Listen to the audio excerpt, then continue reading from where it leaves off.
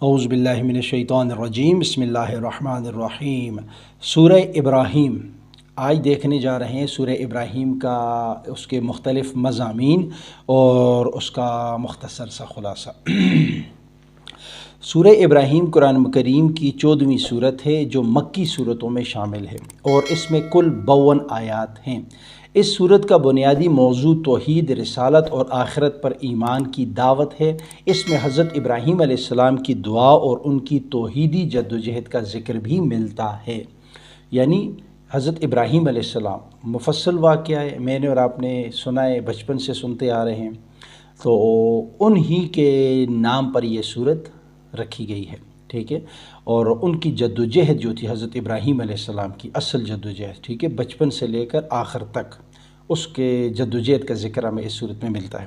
اس کے مضامین اور خلاصہ، پہلے مضامین دیکھتے ہیں، مضمون دیکھوں گا اور ساتھ کچھ آیات کو کوٹ کرتا جاؤں گا، اور ساتھ انشاءاللہ آخر میں اس کا خلاصہ دیکھیں گے کہ اس صورت سے ہمیں سبق کیا حاصل ہوتا ہے۔ نمبر 1، قرآن کی عظمت اور مقصد نزول۔ یعنی پہلی 2 آیتیں جب ہم پڑھتے ہیں سورہ ابراہیم کی 14 نمبر کی صورت، پہلی 2 آیتوں میں اللہ سبحانہ و تعالیٰ فرماتے ہیں کہ اس صورت کے آغاز میں کیا کیا گیا ہے جی، کہ قرآن کو ایک بابرکت کتاب قرار دیا گیا ہے جسے لوگوں کو اندھیروں سے نکال کر روشنی کی طرف لے جانے کے لیے نازل کیا گیا ہے، ٹھیک ہے۔ مثلا یہ آیت نمبر 1 سے لے کر 14 تک اس ہی عنوان کے بارے میں ذکر ہے کہ یہ ایک کتاب ہے جسے ہم نے تم پر نازل کیا تاکہ تم لوگوں کو ان کے رب کے حکم سے اندھیروں سے نکال کر روشنی کی طرف لے جاؤ۔ یعنی پہلا مضمون، سب سے بڑا مضمون یہ ہے کہ کتاب اللہ کی طرف سے نازل ہے، اس کتاب کی مدد سے یا اس کتاب کی وجہ سے تم لوگوں کو اندھیروں سے نکال کر اللہ کی طرف لے جاؤ، یعنی کامیابی کی طرف لے جاؤ۔ آیت نمبر 1 سے لے کر 14 تک اس پہ ذکر ہے جی۔ نمبر 2، سابقہ اقوام اور ان کے رسولوں کی مخالفت۔ یعنی سابقہ اقواموں کا بھی ذکر ہے اور ان کے رسولوں کی جو مخالفت کی گئی اس کا تذکرہ ہمیں یہاں ملتا ہے۔ مثال کے طور پر قوم نوح، عاد، سمود اور دیگر سابقہ قوموں کے انجام کا ذکر کیا گیا ہے کہ کس طرح انہوں نے اپنے نبیوں کو جھٹلایا اور عذاب میں مبتلا ہو گئے۔ آیت نمبر اس سے آگے 13 تک۔ کیا تمہیں، مثال کے طور پر یہ آیت نمبر 9 میں اس چیز کا ہمیں ذکر ملتا ہے، کیا تمہیں ان لوگوں کی خبر نہیں پہنچی جو تم سے پہلے تھے، قوم نوح، عاد، سمود اور ان کے بعد آنے والی قومیں جنہیں اللہ کے سوا کوئی نہیں جانتا۔ یعنی اس کی خبریں آپ صلی اللہ علیہ وسلم کو کہا کہ نہیں پہنچی کہ کس طرح انہوں نے جب اپنے وقت کے نبیوں کو جھٹلائے تو اللہ پاک نے ان پر اپنا عذاب نازل کیا۔ اچھا جی، نمبر 3، اللہ کی قدرت اور کافروں کی نادانی۔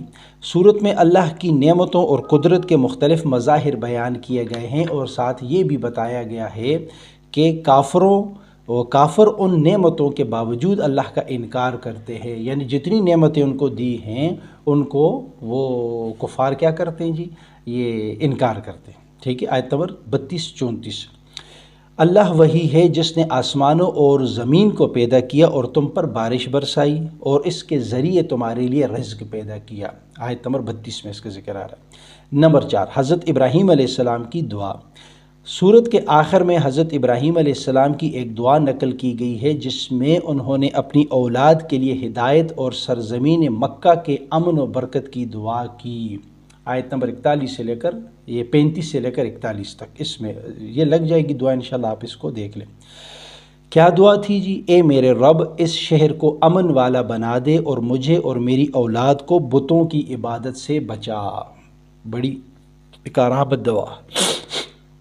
آیت نمبر 35 میں مضمون نمبر 5 آتا ہے قیامت کا منظر اور انجام کفر کرنے والوں کا انجام اور قیامت کی منظر کشی۔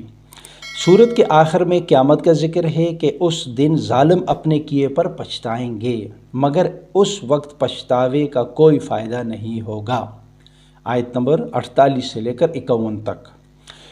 کس طرح آیت ہے جی؟ مفہوم ہے اور تم دیکھو گے کہ ظالم لوگ اس دن عذاب سے بچنے کے لیے ہر چیز کو دے ڈالنے کو تیار ہوں گے مگر انہیں چھٹکارا نہیں ملے گا۔ آیت نمبر 51 آخری۔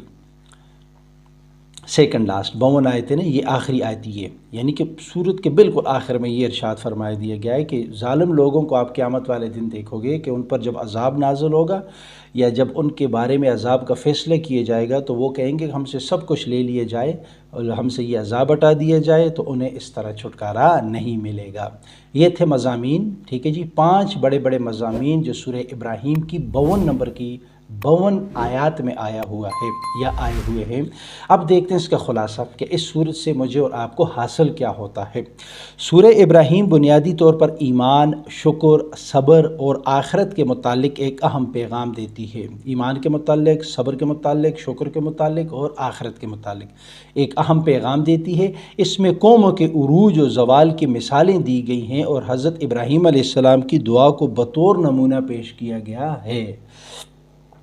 اس کے ساتھ قیامت کے دن کی ہولناکی اور اللہ کے عذاب سے بچنے کی تاکید بھی اس صورت کا اہم حصہ ہے۔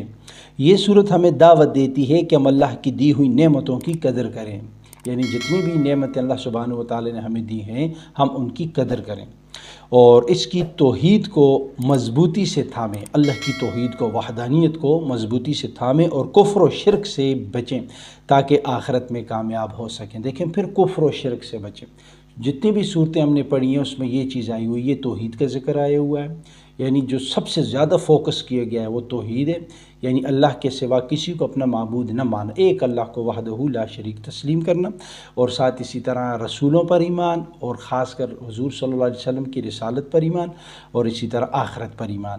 تو یہ اگر چیزیں ہوں گی تو اللہ سبحانہ و تعالیٰ فرماتے ہیں کہ یہ کامیابی کے لیے، آخرت میں کامیابی کے لیے واحد ذریعہ یہی ہے۔